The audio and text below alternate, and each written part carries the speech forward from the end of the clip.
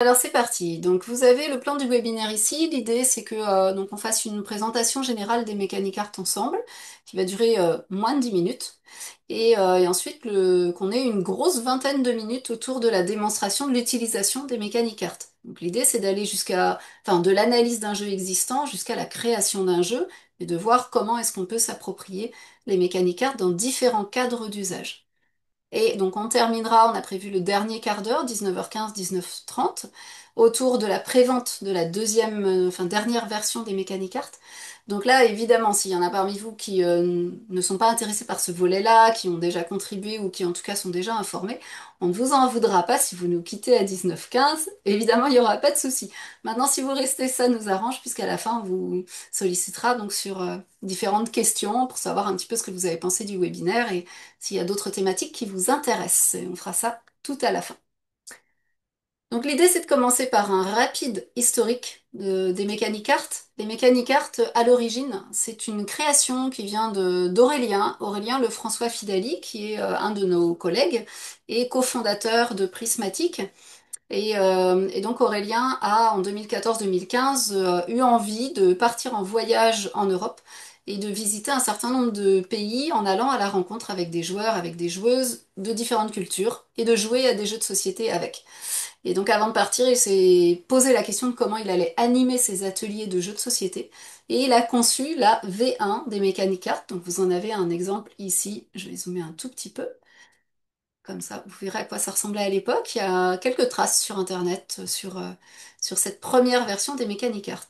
Et en 2015-2016, quand il s'est associé donc avec Léo Capoul, et donc ce sont les deux cofondateurs de Prismatic, là, il a été fait le choix d'éditer les Mechanic Art au nom de Prismatic, donc c'est la V2, qui a donné lieu d'ailleurs à un crowdfunding sur Ulule dont vous pourrez retrouver la trace avec une vidéo qui avait été faite, qu'on a remise sur la nouvelle campagne d'ailleurs.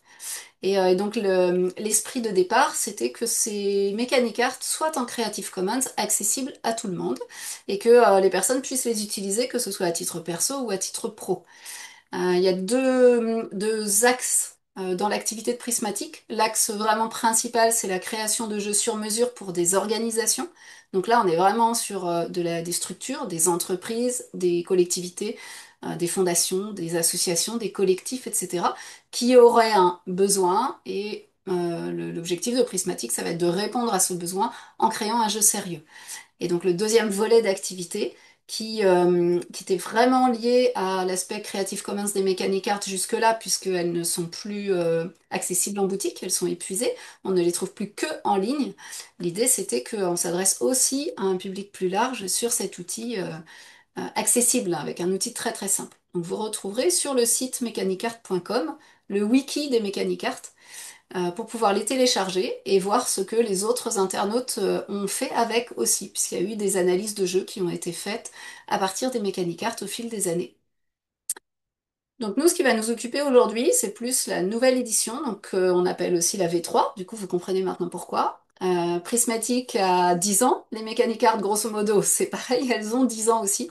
Et donc on a décidé de faire une nouvelle version avec notamment un format plus grand qui va être équivalent au format Dixit et qui va être surtout plus riche. Alors cet outil-là, on a décidé de le reprendre parce que, hop, je vais rabaisser, parce qu'il a inspiré beaucoup d'autres outils, donc on sent qu'il a beaucoup de potentiel, notamment parce qu'il est très simple d'accès.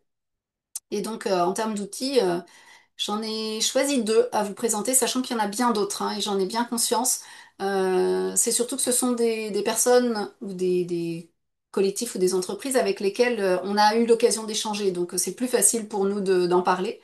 Et donc je pense en particulier à Ludo Vortex, que peut-être vous connaissez, qui a sorti aussi une nouvelle version cette année de son set de cartes, donc autour des mécaniques de jeu, mais là de manière très très poussée, très détaillée, avec un niveau très fin de granularité.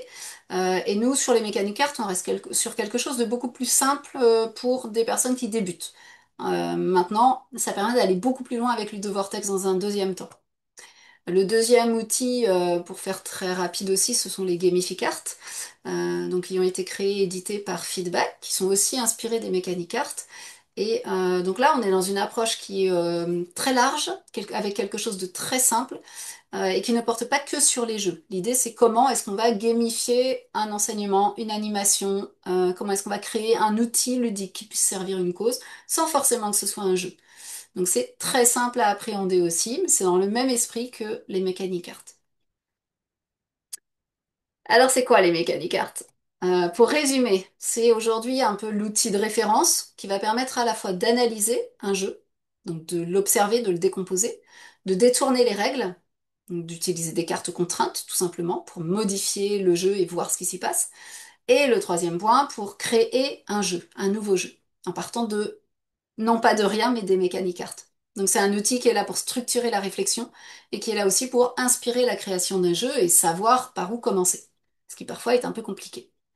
Là, vous avez donc à l'écran, je vais vous les mettre en plus grand. Hop là. Vous avez des exemples de cartes. C'est un travail en cours. Donc vous avez les quatre premières cartes qui ont été réalisées, donc tuiles, rapidité, programmation, agentivité pour la boîte principale. Et j'ai mis un plus pour faire partie d'un groupe qui fait partie d'une extension sur les plaisirs de jeu. On y reviendra peut-être tout à l'heure, mais c'est une extension qui est faite en collaboration avec d'autres personnes justement qui sont à l'initiative de cette catégorie-là. Et vous allez donc retrouver ici le recto verso exemple de ces cartes-là donc en grand format et qui seront imprimés chez notre imprimeur, notre fabricant éco-responsable et socio-responsable. Et l'extension à part, donc qui n'est pas dans la boîte principale des Mechanic Art, pour la raison que j'ai indiquée tout à l'heure. Donc au total, ça fera 5 catégories accessibles, elles aussi en print and play, on va le voir juste après. Alors ces cartes-là, elles se composent, les cartes premium, elles se composent ainsi. Voilà l'anatomie d'une mécanique carte premium en recto et en verso. On va retrouver les mêmes éléments que la fois précédente, c'est-à-dire ce qu'on appelle un exemple d'usage ici sur la gauche. Je place ma tuile moulin à côté de la rivière, ce qui me permet de produire du blé. C'est un exemple d'usage de cette carte-là dans un jeu. Et de l'autre côté, on va trouver une description de cet élément-là. Ça correspond à quoi réellement? Donc on est sur une carte de type matériel, sur laquelle, dans cette nouvelle version, s'ajoute une astuce de design, c'est-à-dire un conseil d'expert, et s'ajoute aussi une proposition de maximum 4 autres cartes avec lesquelles on pourra combiner cette carte-là de manière intelligente pour créer des mécaniques de jeu cohérentes, pour que le jeu lui-même soit cohérent. Donc on reviendra sur cette partie-là avec Roman tout à l'heure dans le cadre de l'atelier, donc je vous en dis pas plus pour l'instant. Et donc il existera aussi la version poche qui restera gratuite et téléchargeable sur le site, mais vous voyez qu'on est sur un format qui est un peu plus petit, il y aura moins d'illustrations, elle sera en Creative Commons avec ses 5 catégories aussi, y compris l'extension plaisir de jeu. Et elle se présentera sous cette forme-là. Si vous ne connaissez pas ce qu'on appelle le print and play, c'est ni plus ni moins un fichier PDF avec des pages A4 recto verso que nous on aura pensé avec des lignes de découpe et que vous pourrez imprimer chez vous en couleur, découper et ensuite utiliser exactement de la même manière que les cartes premium. Donc il y aura 2 versions simultanées. Et euh, cette version poche, cette version print and play sera disponible sur le site mechanicart.com qui est un wiki, comme la version actuelle. Alors je l'ai re-signalé ici, donc d'ailleurs, c'est pas le walk, c'est bien le work qui est in progress, voilà, c'est rectifié. Le travail est en cours, donc vous allez voir que dans la démonstration qu'on va vous faire tout à l'heure, il va manquer un grand nombre d'illustrations qui vont être faites cet été. Et on est en train d'affiner les contenus, donc il est possible que des coquilles soient restées, que des énormes fautes d'orthographe soient restées, parce que pour l'instant, on ne s'est pas du tout focalisé là-dessus, et c'est un travail en interne. De la même manière que sur le print and play, vous voyez des cartes vides, évidemment, elles ne seront pas vides au final. C'est un travail en cours. Est-ce que sur cette partie-là, déjà, vous avez des questions sur la partie générale, et des questions auxquelles on pourrait répondre tout de suite avant de passer à l'aspect un peu plus animation d'atelier et usage des mécaniques art. Marie, as-tu des choses dans le chat? Je n'ai pas de questions dans le chat. À part, voilà, le lien vers le site, ça a été donné. Il n'y a pas de D'accord. particulière, pas de questions pour l'instant. Ok, bien écoutez, s'il n'y a pas de questions, je vais passer la parole à Romane. Comme ça, alors je vais quitter mon partage. Hop, Eh bien, je vais reprendre la main. Dans ce tac. cas-là, Et voilà, essayons. c'est à toi, Roman. Nickel. Alors, je viens de partager mon écran. Normalement, j'apparais Ça marche. juste à côté de mon exemple. Donc, eh ben, je vais lancer le timer pour éviter de prendre trop de temps aussi. Et je vais commencer du coup par détailler un petit peu l'utilisation des mécaniques art. Donc, merci beaucoup Marjolaine pour cette petite présentation. Et d'ailleurs, on va commencer par présenter un petit peu quel outil je vais vous montrer. Déjà, je suis dans Tabletopia.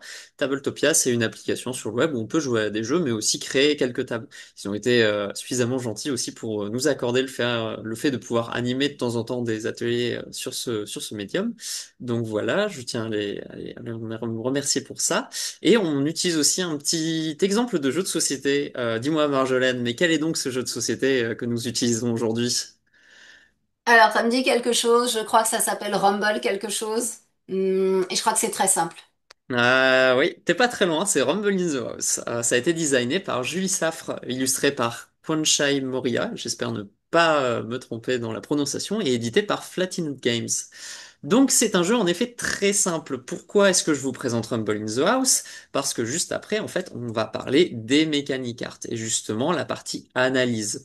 L'idée, en fait, c'est que je vais vous présenter là deux façons d'utiliser les mécaniques art. Tout d'abord, dans la découverte d'une des facettes du game design, à travers l'expérimentation, en fait, au travers d'un jeu déjà connu.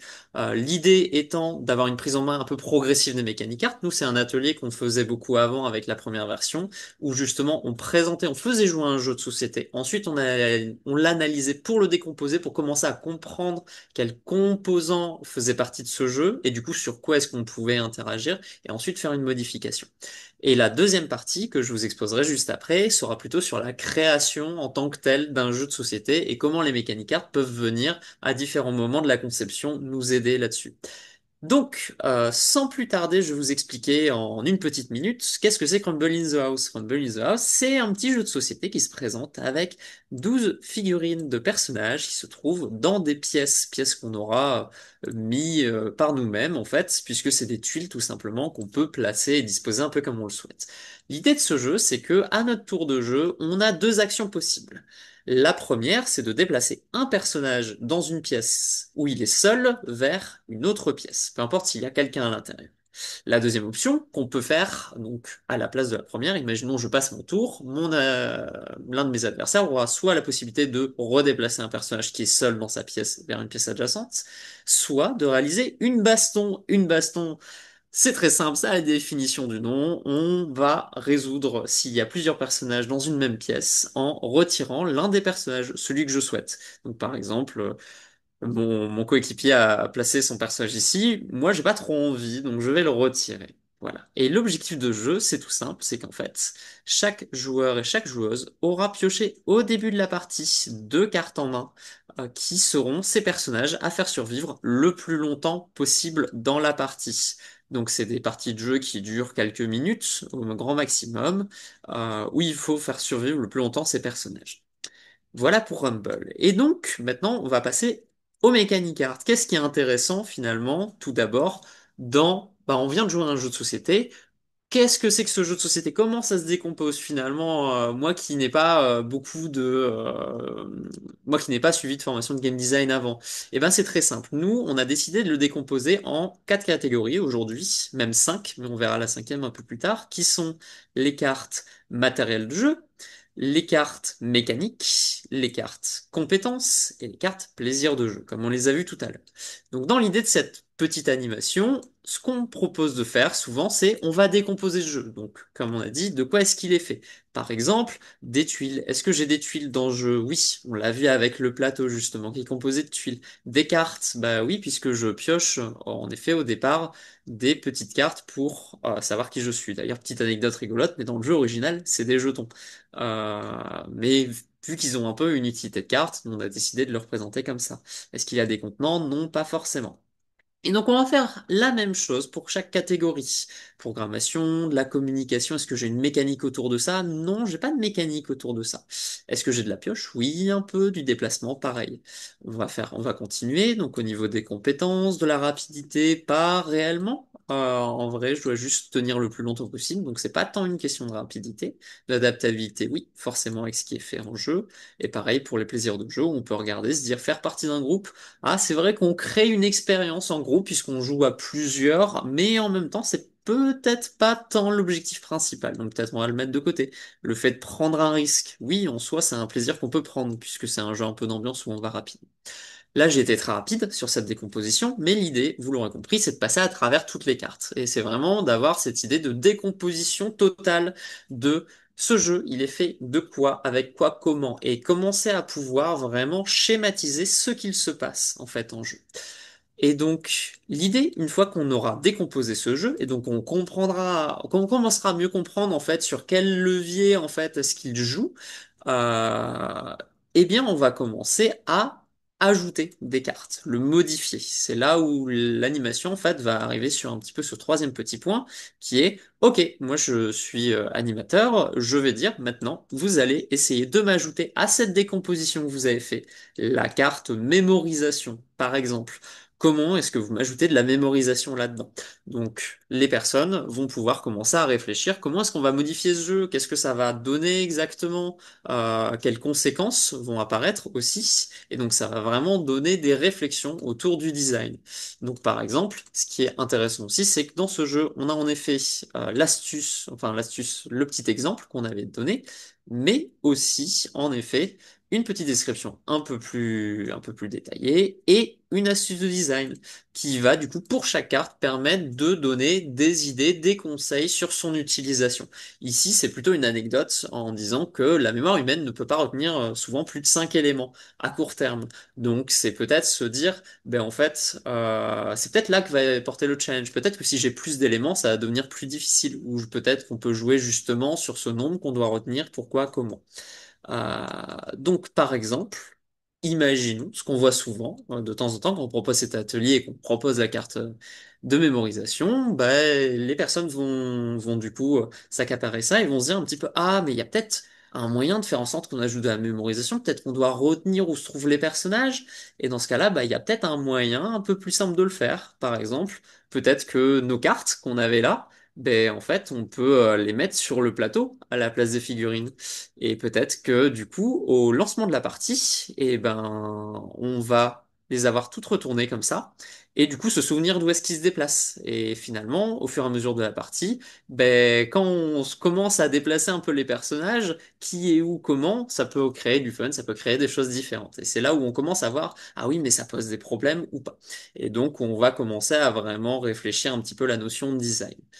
Donc voilà, ça c'était la première partie de l'utilisation des mécaniques art, le côté un petit peu analyse de jeu, modification. Et juste après, on va passer sur la deuxième et la partie qui est sans doute la plus intéressante sur, ben en fait, moi j'ai envie de créer un jeu, comment je fais? Je vais peut-être faire une première petite pause, s'il y a eu des questions qui ont été posées ou des interrogations, des remarques dans le chat. N'hésite pas à me dire, Marie. Euh, Eh bien, non, toujours pas. Peut-être plus Très tard. bien, très bien, très bien. J'ai Eh l'impression bien, que c'est très clair pour l'instant. ah. Si jamais il y a des choses ne sont pas claires, surtout vous n'hésitez pas à intervenir de façon à ce qu'on puisse y aller étape par étape. Euh, mais Roman est un très grand pédagogue, donc peut-être que c'est parfaitement clair. Merci Sabine. J'espère en tout cas. Et si ça ne l'est pas, voilà, n'ayez pas d'hésitation, c'est le but du webinaire. Ouais. De toute façon, là, je vais du coup enchaîner sur la deuxième partie, celle qui sans doute intéressera le plus de monde, et après on pourra discuter plus en amont des détails ou de choses comme ça. Donc, je vais passer directement sur la deuxième partie, celle qui sert à aider à la création de jeux. Donc, de la même manière, j'ai commencé à répartir un petit peu mes cartes là. Pourquoi ça? Eh bien, tout simplement parce que nous allons réfléchir un petit peu à, voilà, je veux concevoir un jeu. Comment est-ce que je me sers de ces mécaniques cartes? Par exemple, Marjolaine, dis-moi, n'aurais-tu donc pas une idée d'intention, quelque chose, un exemple d'un jeu que tu aurais envie de mener en ce moment? Ah, écoute, puisque Prismatic est spécialisé dans tous les sujets engagés et éthiques, je me dis que un des sujets actuels, c'est quand même l'environnement, l'écologie. Donc peut-être que tu pourrais inventer un jeu autour de cette thématique-là. Ah, je sais pas, ça va être compliqué un petit peu, mais t'as de la chance, il y a une bonne coïncidence. Ce matin, j'ai justement réfléchi à un petit prototype grâce au Mechanic Arts. Donc, je vais te présenter un petit peu ça. Donc, alors, tu me disais un jeu autour de l'écologie, de l'environnement. Moi, il y a des choses qui me donnent bien envie. Peut-être parler un petit peu des notions de zéro déchet, peut-être ce qu'on peut faire à notre échelle, mais aussi un peu collectivement. Je pense que c'est important aussi, l'idée de peut-être, on va communiquer avec les gens, il faut parler du local, etc. Et peut-être qu'on peut faire un jeu pour sensibiliser un peu le grand public, tant qu'on y est, pourquoi pas, donc peut-être de 10 ans et plus, dans des contextes soit de sensibilisation, mais surtout on veut faire un jeu qui soit engageant. Donc on va réfléchir à faire ça. Bon, ok.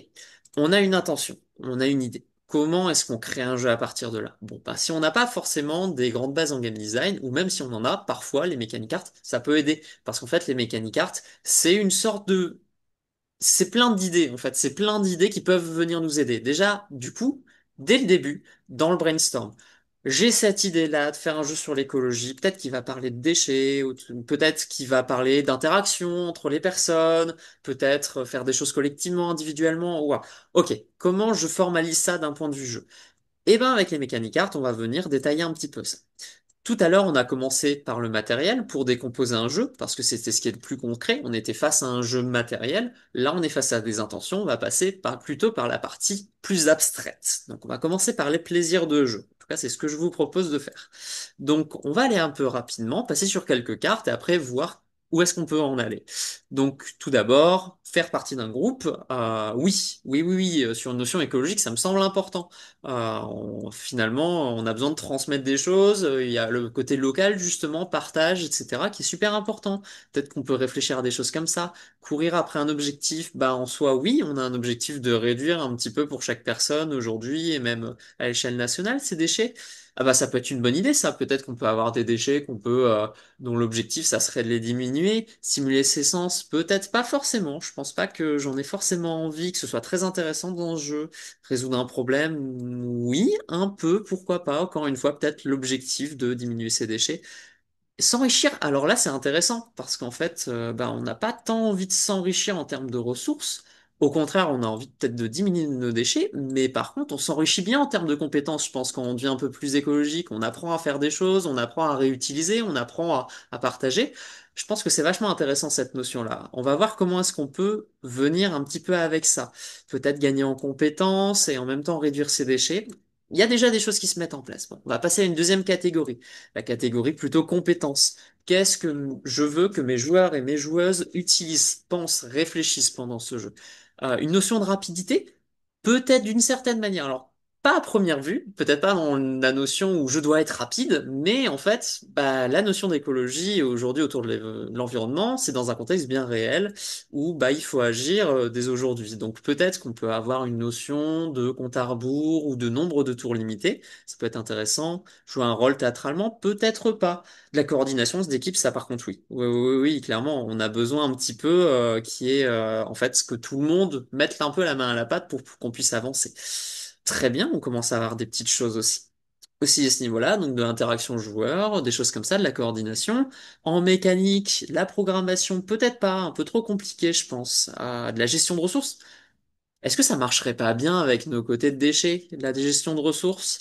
Le fait de peut-être, comment est-ce qu'on décrit ça dans la carte?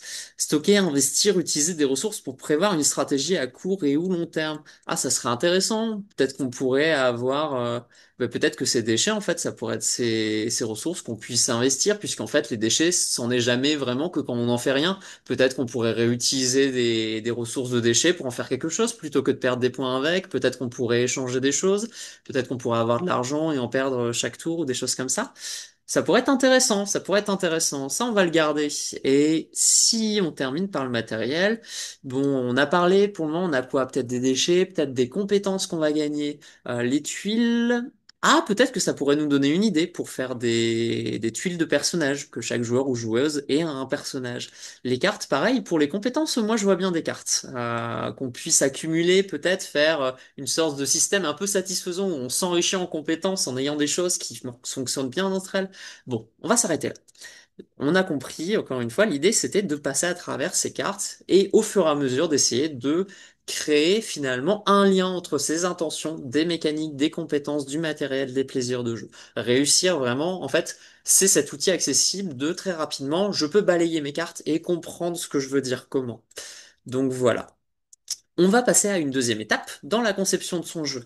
Je commence à savoir ce que je veux utiliser comme mécanique. Donc là, par exemple, j'ai fait un petit mélange des cartes qui me semblaient intéressantes pour cette idée-là.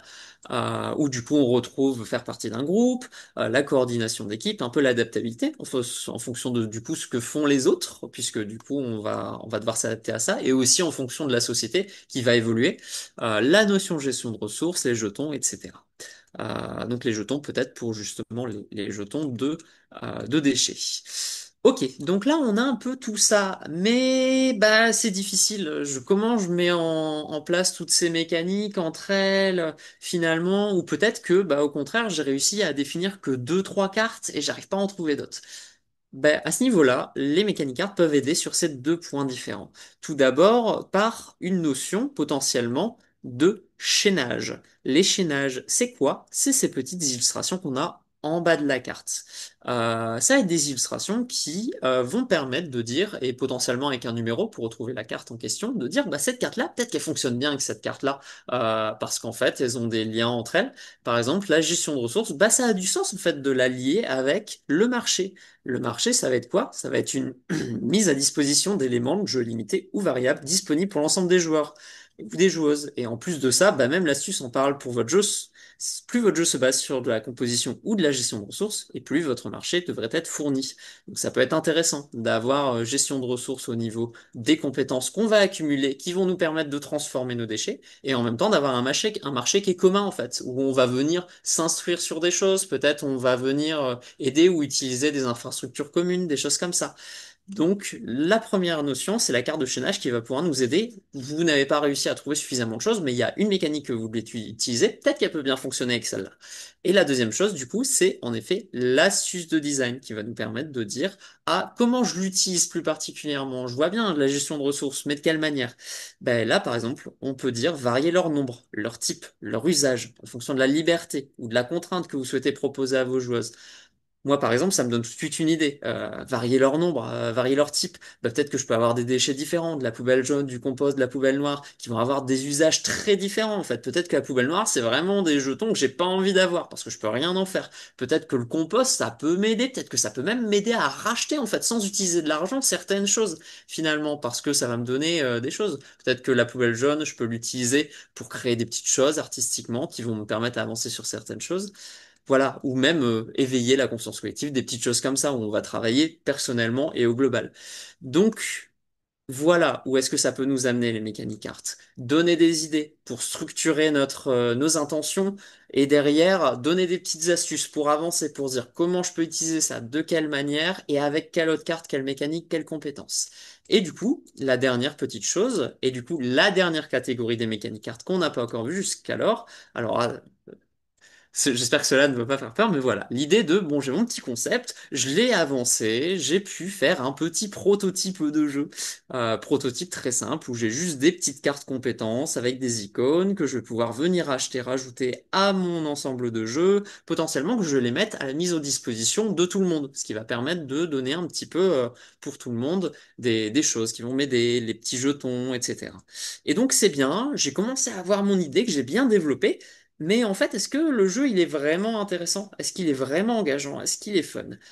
Et ben pour ça, on a la dernière catégorie de cartes. Les cartes, oula, hop, les cartes de structure. Les cartes de structure, ça va être quoi? Ça va être des cartes qui vont, comme le dit la catégorie, permettre de structurer notre jeu.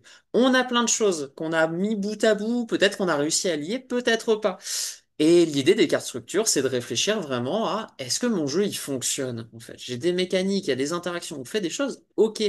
Mais comment est-ce qu'on lit tout ça? Un bon exemple, c'est par exemple la carte à agentivité qu'on a fait là pour la campagne Ulule.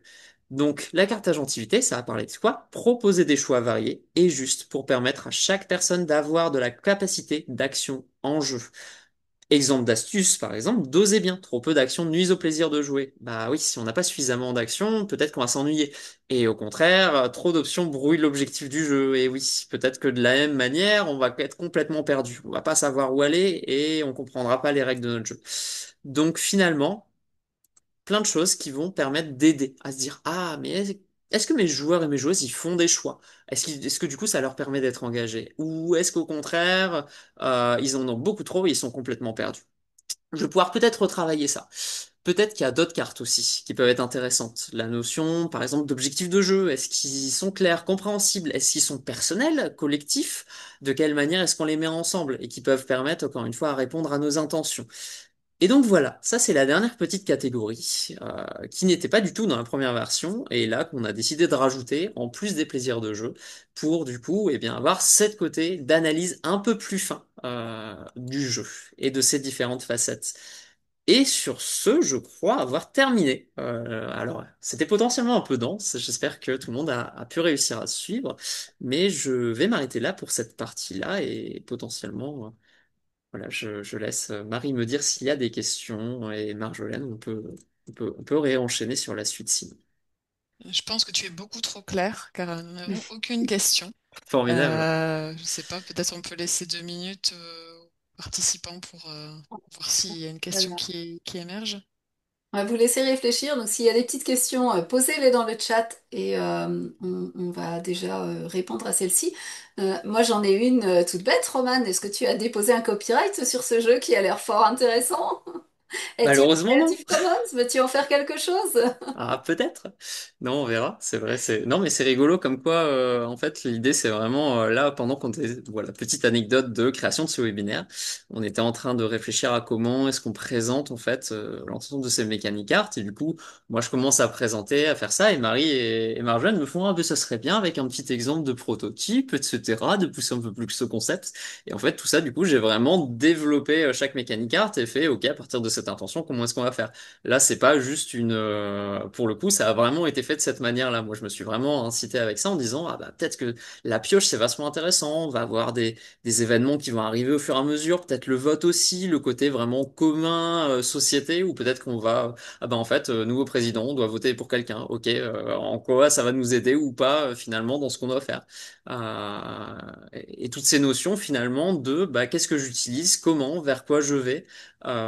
C'est... Non, du coup, il n'y a pas de copyright, mais je pense pas que ce soit nécessaire. De toute façon, partager des notions écologiques, je pense que si c'est fait gratuitement, c'est pas très grave. En tout cas, dans ce cadre-là. Et du coup, voilà. En tout cas, c'est vraiment pour montrer un cas d'utilisation, pour le coup, un peu réel, à partir d'une intention, comment les mécaniques cartes peuvent aider à développer quelque chose. J'espère que ça aura pu éclaircir peut-être pour certains, certaines qui se demandaient comment j'utilise les mécaniques cartes. Merci Anto et Pauline pour les commentaires qui disent donc vraiment très chouette cette nouvelle version plus approfondie. Les astuces sont intelligentes et accentuent l'accessibilité de l'art. Chapeau. Et c'est super concret. Merci beaucoup. Eh ben super. Eh ben Non, a super. priori, en tout cas pour les personnes euh, qui se sont exprimées, ça a l'air clair et ça a l'air concret. Donc c'était notre intention effectivement de vous montrer comment vous pouviez vous approprier le matériau existant. Donc dans la version actuelle, ce qu'on vous invite à faire, c'est à télécharger sur le site mechanicart.com actuel la version qui existe déjà, qui sera peut-être plus simple d'accès avec seulement ces trois grandes catégories actuelles, donc que sont le matériel de jeu, les compétences et les mécaniques.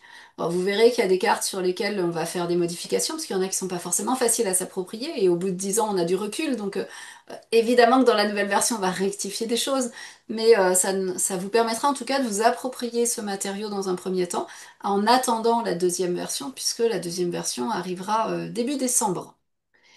Donc ce qui d'ailleurs me fait un lien tout trouvé et qui n'était pas prévu, mais qui tombe très bien, c'est que la deuxième version, elle est en pré-vente actuellement. Donc je pense que globalement, vous avez eu l'information et elle est en pré-vente sur Ulule jusqu'à demain soir. Alors, je vous mets dans la confidence qu'on s'interroge sur quelques jours de plus de prolongation. C'est pas encore complètement sûr, mais en gros, voilà, si ça vous intéresse, ne tardez pas trop, puisqu'on n'a pas envie, en tout cas, de la faire courir indéfiniment, cette prévente. Et l'idée, c'est donc de pouvoir vous en donner là, maintenant, sur peut-être 5 minutes, les grandes lignes.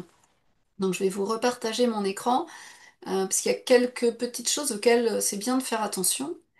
Et on avait eu déjà des questions d'ailleurs sur certains points. Alors, je vous la partage déjà. Hop, voilà, vous la retrouverez en ligne évidemment sur Ulule. Donc pourquoi Ulule? Tout simplement parce que donc c'est une plateforme de financement participatif. Si vous ne connaissez pas le principe du financement participatif, c'est très simple, c'est qu'en fait, on va fournir des contreparties contre des dons. Et comme nous sommes une entreprise, c'est pas vraiment du don.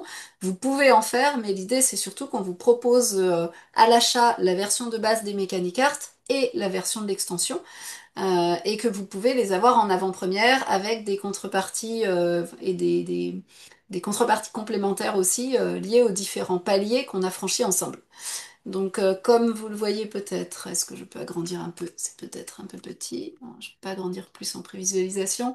On était sur un premier objectif de 5 000 euros. On est sur un budget global de projet, vous imaginez bien, largement supérieur, qui est proche de 25 000 euros, parce qu'on compte le temps humain pour concevoir, pour créer, pour rectifier, pour tester, retester, remodifier, retester, remodifier. Ça va prendre du temps. Et puis avec un gros travail d'illustration aussi de notre collègue qui n'est pas présente aujourd'hui.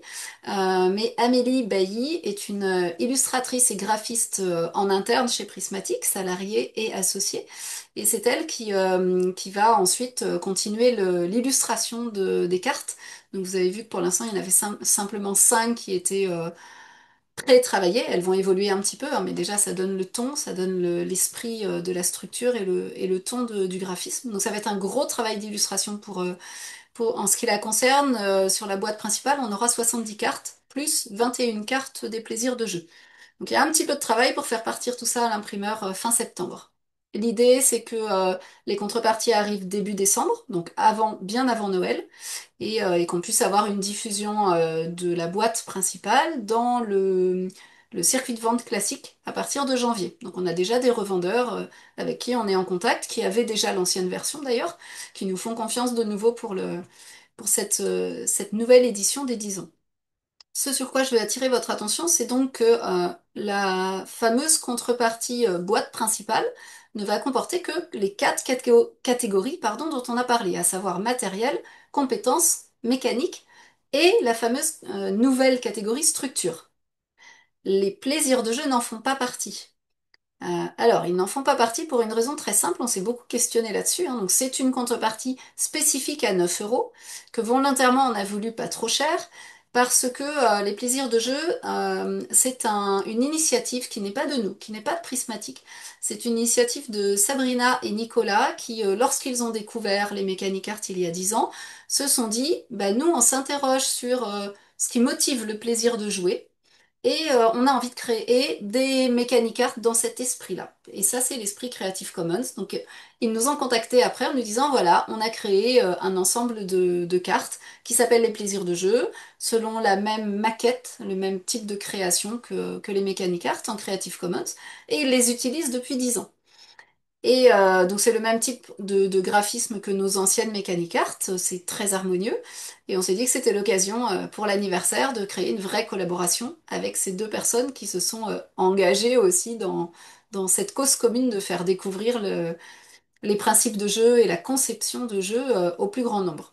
Donc on a créé une contrepartie spécifique, une extension, donc non prévue dans la boîte, de façon à leur reverser une partie du bénéfice. On se répartit ces bénéfices-là de manière cohérente ensemble et on a besoin de l'extraire de notre paquet principal, tout simplement. Donc tout ça pour dire que si vous voulez les 5 catégories, pensez juste bien à prendre les 2 contreparties si vous contribuez à la prévente. Ça, c'est la première chose. Et donc la deuxième, c'est que si vous voulez acheter des paquets en nombre, vous pouvez, on a créé une contrepartie exprès à 4 paquets, parce que si vous êtes responsable d'un service en formation, par exemple, bah, vous pouvez en acheter plusieurs et vous les répartir entre collègues. Du coup, ça revient un petit peu moins cher. C'est un peu plus intéressant comme ça. Ou alors vous voulez faire des groupes, vous avez besoin d'avoir 4 groupes dans votre salle de cours. Ben, du coup, vous aurez 4 paquets de mécanique cartes qui permettront à 4 groupes différents de pouvoir analyser leur jeu. Et sachant que quand on est 10 autour d'une table, c'est pas forcément toujours évident d'accéder aux cartes et que tout le monde soit bien engagé. Donc avoir plusieurs paquets, ça nous semblait cohérent aussi dans ce sens-là. Donc la campagne a largement dépassé pardon, les premiers plafonds et l'enjeu pour nous aujourd'hui, c'est donc d'aller au maximum. On a fixé un palier à 17 000 € très arbitraire, mais en se disant que pour nous c'était un seuil assez symbolique qui nous permettrait de refaire le fameux site sur les mécanicartes, qui est un petit peu désuet aujourd'hui et qui aurait besoin d'une nouvelle fraîcheur. Site qui serait donc contributif, un esprit wiki comme d'habitude, qui permettrait à chacun, à chacune de venir abonder et donc ajouter son expérience avec les mécanicartes sur la plateforme. Ici, dans la campagne Ulule, on ne parle que des cartes imprimées premium. Les cartes print and play, les cartes à imprimer vous-même, elles vous seront automatiquement, enfin elles seront envoyées à chaque contributeur, contributrice automatiquement à la fin de la campagne par mail. Et une précision, c'est que le paquet extension plaisir de jeu, lui, en version imprimée, il est limité à la campagne Ulule. C'est-à-dire que si vous voulez la version physique premium, vous ne pourrez pas vous la procurer dans le commerce. On a fait exprès de la réserver aux contributions Ulule exclusivement. En revanche, elle existera bien en version libre, print and play, Creative Commons, comme les autres. Elle sera bien disponible, mais vous devrez l'imprimer chez vous. Donc ça, voilà, c'était une indication importante sur laquelle je voulais revenir sur la campagne. Donc, la date butoir est de demain soir pour la fin de cette prévente, ce qui nous permet tout simplement d'organiser les routages, de décider du nombre d'exemplaires qu'on va fabriquer. Vous vous doutez bien qu'on a besoin d'un certain nombre de points de repère. On reste une petite entreprise et une petite équipe, donc on va pas faire un tirage à 5 000 ou 10 000 exemplaires du tout. On n'est pas éditeur de jeux non plus. Nous, c'est pas notre spécialité, hein. On travaille avec des structures sur des jeux sur mesure d'habitude. Donc là, l'idée, c'est d'avoir un objet, un produit bien fini et qui puisse vivre aussi sa vie indépendamment de nous via les boutiques par la suite. Donc on partira très vraisemblablement sur 1 000 exemplaires seulement. Pour vous donner un petit ordre de grandeur. Donc on pourra les trouver à partir de janvier dans le réseau classique des revendeurs de jeux en ligne et donc commandable en boutique également. Voilà pour la partie Ulule. Je vais fermer ma capture, mon screen et hop. Et si vous avez des questions sur la partie Ulule, je ne sais pas si j'ai été aussi claire que Roman, c'est compliqué, c'est un gros challenge. Mais si vous avez la moindre question, eh bien écoutez, c'est le moment, puisqu'on est pile poil dans notre timing, 19h16. Je m'auto-congratule. La gestion du temps, c'est quelque chose qui n'est pas forcément évident pour moi. Voilà, il faut s'auto-féliciter parfois. Alors, Et Marie, alors pour oui. l'instant, pas de questions sur Ulule, mais vous pouvez évidemment encore en poser. J'ai également posé quelques questions dans le chat. Si vous souhaitez répondre, ce serait super sur est-ce que le webinaire a répondu à vos attentes? Quels autres webinaires seraient susceptibles de vous intéresser si on propose d'autres webinaires sur quel sujet enfin voilà, quel sujet aimeriez-vous que nous abordions? Et notamment, est-ce qu'un webinaire sur la création d'un prototype donc ce qu'a commencé à initier Roman tout à l'heure, de façon juste plus poussée, pourrait vous intéresser. Et oui, je vous donne tout de suite le lien vers la cagnotte Ulule.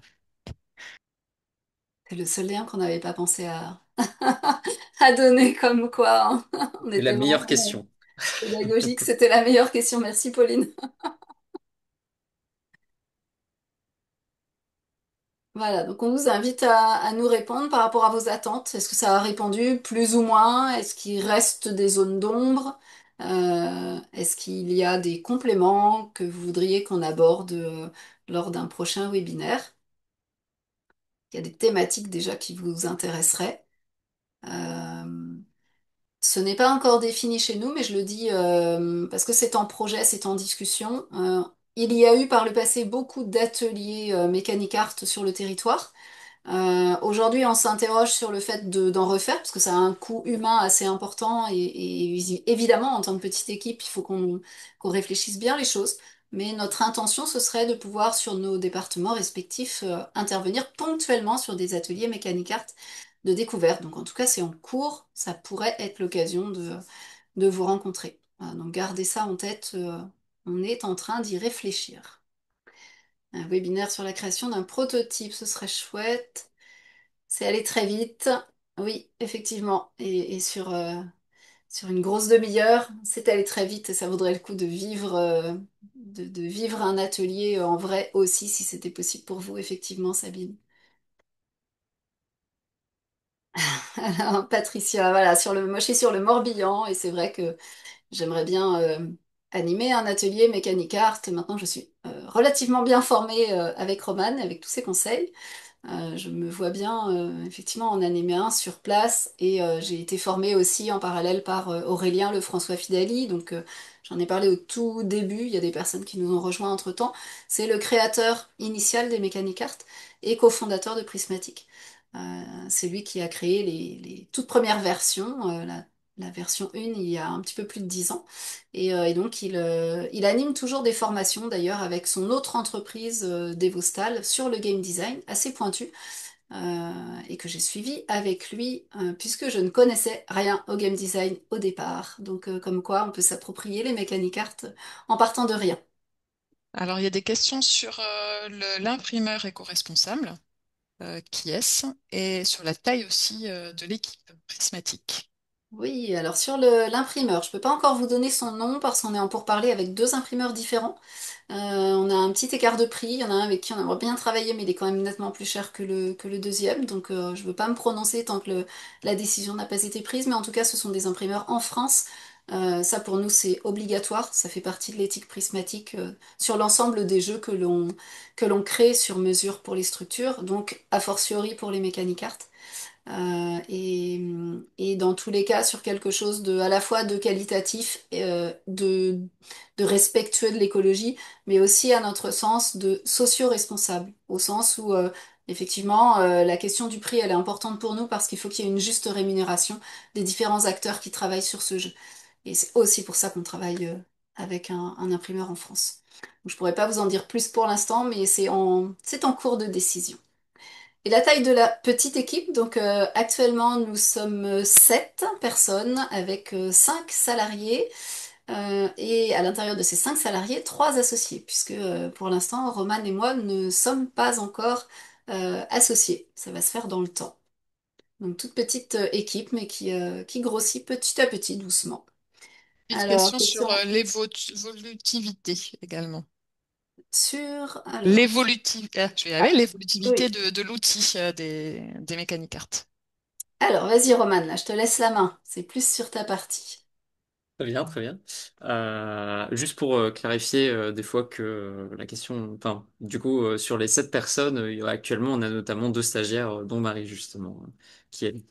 Mais sinon, du coup, pour l'évolutivité, je comprends, Marie, c'est difficile à dire, des mécaniques art, bah, en fait, c'est assez intéressant parce que les mécaniques art, c'est un outil qui a déjà évolué par le passé. C'est-à-dire qu'il y a déjà eu une version en ligne qui a été déposée avec les premières, qui était les mécaniques art Escape Game, par exemple. Parce que là, on est plutôt sur un outil jeu de société avec les mécaniques art classiques. Et en fait, on s'est dit, bah, on faisait aussi à ce moment-là quelques escape games. On s'est dit, bah, ça pourrait être intéressant de faire ça de cette manière-là. Et c'est d'ailleurs très rigolo parce qu'à Ludinor, très dernièrement, qu'on y a été, on a trouvé des gens qui nous ont dit, ah ben nous, moi, j'utilise pas les mécaniques cartes, j'utilise les mécaniques cartes escape game parce que je fais des escape games. Donc en fait, on est très content de voir que ça peut être utile. Et voilà, on se questionne sur, en effet, une fois ces mécaniques cartes-là passées, est-ce qu'on va continuer d'en faire de nouvelles versions? Si oui, sur quel sujet? Il y avait aussi un peu dans les box l'idée des mécaniques art accessibilité.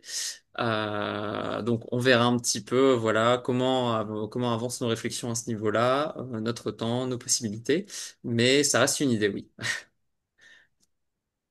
Effectivement, peut-être juste pour préciser, donc Ludinor Pro, c'est un salon, un festival plus qu'un salon, enfin un rassemblement en tout cas de professionnels qui a lieu tous les ans depuis 4 ans à Lille. Donc il y a Ludinor Pro destiné au grand public, non Ludinor pardon destiné au grand public et Ludinor Pro qui va être destiné aux professionnels qui ont un intérêt à utiliser le jeu dans leur pratique professionnelle. Donc c'est typiquement un salon sur lequel vous allez avoir beaucoup de conférences, beaucoup d'ateliers, plus évidemment des stands avec différents professionnels du monde du jeu que vous pourrez rencontrer. Et donc là, cette année, c'était les 10 et 11 juin. L'année dernière, c'était au mois d'avril. Grosso modo, c'est au printemps. En tout cas, c'est un événement qui peut vous intéresser. Lille, ce n'est pas forcément la porte à côté pour tout le monde, mais ça vaut vraiment le détour. Et il y a vraiment beaucoup d'ateliers très concrets auxquels vous pouvez participer et des conférences évidemment en complément. Voilà, je ferme la parenthèse sur Ludinor Pro. Alors, question sur, dans l'attente de la nouvelle version de décembre, pouvez-vous repréciser comment obtenir la version actuelle? Alors, la version actuelle, qui n'est pas celle qu'on a présentée aujourd'hui, mais celle qui existe déjà en Creative Commons, elle est disponible en ligne. Vous allez la trouver sur mechanicart.com. C'est le site wiki des Mechanic Art, donc très désuet actuellement, mais sur lequel, enfin, c'est le site sur lequel vous allez pouvoir trouver la ressource. Donc vous allez télécharger un fichier PDF sur ce site qui va vous donner toutes les planches A4 que vous allez ensuite découper par vous-même et utiliser au format poker. Donc ça, c'est disponible dès maintenant, c'est la version qui aujourd'hui a 10 ans et qui sera renouvelée. Dès qu'on aura la version poche disponible, on la remplacera bien évidemment sur ce même site. Et donc la nouvelle version, celle qui va sortir début décembre, elle est en prévente sur le site Ulule, c'est notre page projet à l'heure actuelle, vous ne la trouverez que là-dessus, que sur ce support-là. Et la boîte principale avec les 4 catégories va pouvoir être commandée ensuite dans le commerce. En revanche, l'extension plaisir de jeu, elle, ne pourra pas être commandée dans le commerce. Elle est vraiment réservée aux contributions Ulule. Donc si vous voulez l'avoir en version physique, il faut absolument la commander avant la fin de la campagne sur Ulule, c'est-à-dire avant demain soir. Et sinon, vous retrouverez l'ensemble des cartes en Creative Commons, y compris les plaisirs de jeu, donc en ligne, en print and play, à partir de début décembre aussi.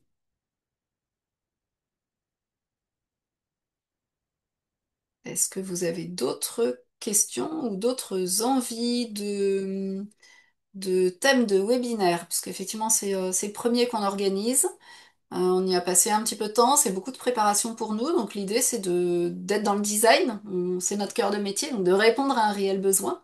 Donc si vous avez des envies, eh bien, n'hésitez pas à nous les transmettre. Alors soit dans le chat, là, tout de suite maintenant, si vous avez les idées tout de suite. Sinon, évidemment, vous pouvez nous contacter soit via Facebook, on a une page pro pour Prismatic, on a une page sur LinkedIn aussi, sur laquelle on travaille de plus en plus, et puis évidemment sur notre site aussi, www.prismatic.fr, ce qui vous permettra de nous donner vos idées et qu'on puisse répondre au mieux aux besoins que vous aurez soulevés. Voilà, plutôt que de faire ce qui nous passe par la tête. C'est pas tellement l'idée de la maison. On va initier des choses, mais l'idée c'est d'abord de répondre à vos besoins. Eh bien, s'il n'y a pas d'autres questions, je balaye, j'espère qu'on n'a rien oublié. Marie, c'est bon pour toi? Tu n'as pas vu? Ah, il y a une petite question qui vient d'arriver, pardon. Est-ce que la boîte est prévue pour les 5 decks ou seulement pour les 4 principaux? Merci Pauline, très bonne question. Effectivement, comme on a passé plusieurs paliers, le premier palier de la campagne, c'était de faire une boîte plus grande, qui évidemment nous coûte un peu plus cher. Donc c'est acté, vous allez avoir une boîte suffisamment grande qui va permettre de mettre les 5 catégories dedans. Donc si vous prenez l'extension plaisir de jeu, elle vous sera livrée sous bandelette, mais vous pourrez la mettre dans la boîte avec les 4 autres catégories. La place est prévue pour.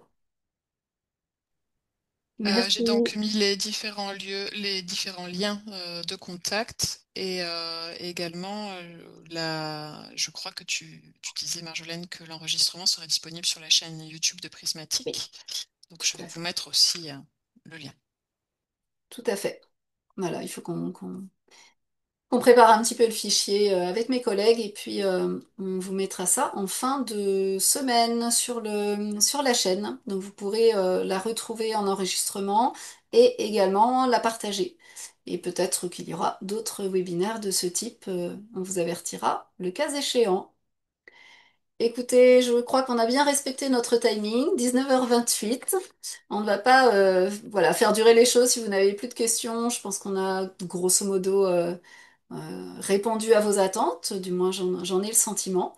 Je vous remercie beaucoup d'avoir été présent et présente ce soir avec nous. C'est très encourageant. Merci beaucoup. Et puis, donc, rendez-vous sur Ulule si vous êtes convaincu et que vous voulez vous procurer les outils qui vous manquent. Sinon, rendez-vous sur le site mechanicart.com pour avoir la version Creative Commons actuelle.